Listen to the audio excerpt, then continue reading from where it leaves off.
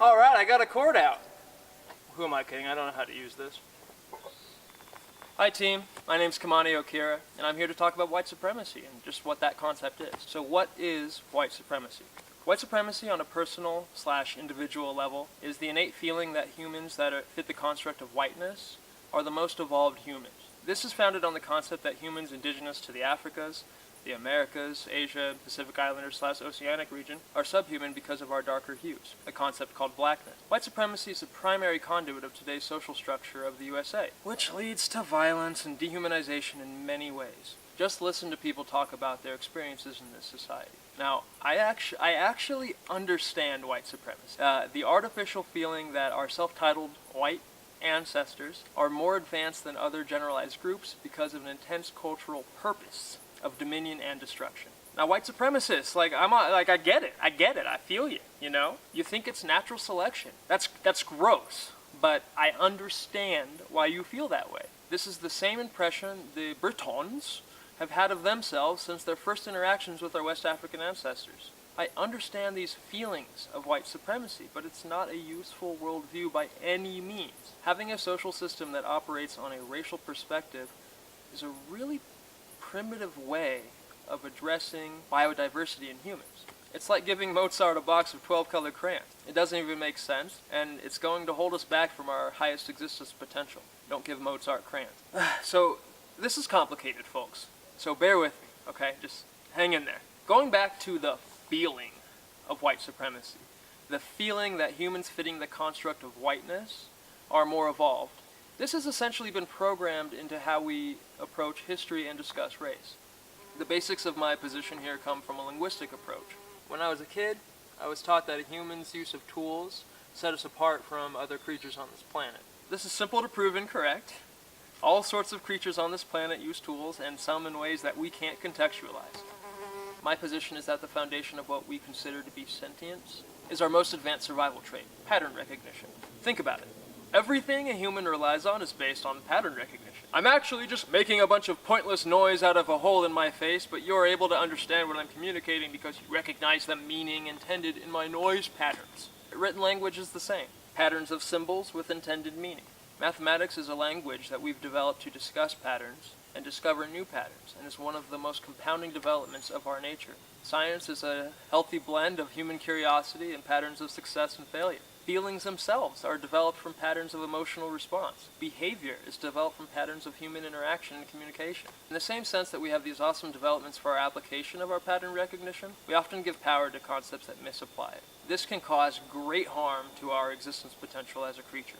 Our racial perspective on society is one of those harmful misapplications. We're reducing the concept of human biodiversity to categories based on visual appearance. That's not useful for discussing cultural origins and lived experiences. Our perspective on culture and technology is another one of these harmful misapplications. In the USA, we're taught with a historical perspective that celebrates military empires, reducing other great cultural developments throughout global history to a position of weakness. In that sense, the society is trained to see greatness as founded on two principles: the ability to cause harm and the ability to heal from it.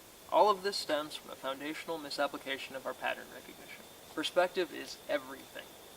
If we agreed to use our pattern recognition to transition from an exploitative and primitive community of humans to one that is focused on sustaining the conditions required for our life and any we can bring with us, we'll reach our highest potential as creatures. We can stop the infighting, y'all. I probably won't see it in my lifetime, but I really hope for a massive social paradigm shift. Okay, let me summarize. White supremacy has two aspects: that burning fire, the innate feeling of white supremacy in the individual, and the system of violence and dehumanization that results from those feelings. We saw it in the last election. People vote their feelings. So if you feel that a group of people is subhuman because of their visual appearance, you're going to vote that way. It's not a useful way to arrange society, and it's not a useful way to discuss human biodiversity. I'll get into the history and origins of white supremacy from a British/USA perspective in another video soon. My position is that the foundation of what we call sentience is pattern recognition.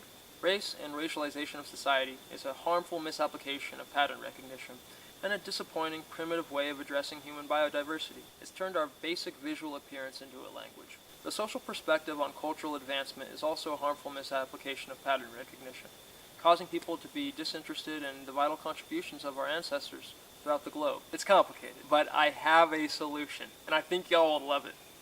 Alright, you ready? You ready? White pride. Huh? Or rather, okay? A conscious decision of people that consider themselves now to be white to discard that term altogether. There's a strange duality to it. You're both erasing the long journey of your own ancestors, the ethnic journey of your blood, in favor of a claim to a higher class. So stop calling yourselves white. Call yourself a Bavarian Celtic American or a Welsh Italian American. Show some pride in your history and a conscious choice to eliminate white supremacy from your worldview. By identifying as white, you're buying into white supremacy. You maintain white supremacy by calling yourself white. So that's the first step. Identify by your ethnic origins. Take those DNA tests and figure out what your cultural ethnicities are and what contributions those ancestors have given to sustainable living. I think there's a healthy point of pride in that for every culture on the planet, and in that sense, a healthy way to celebrate our differences. Again, my name is Kamani Okira. Thanks for giving me your time, and if you feel I've made an impact on your thinking, please share this video. I'm also on Twitter and Instagram, @TheKamonster. And in 50 years, that may not make any damn sense.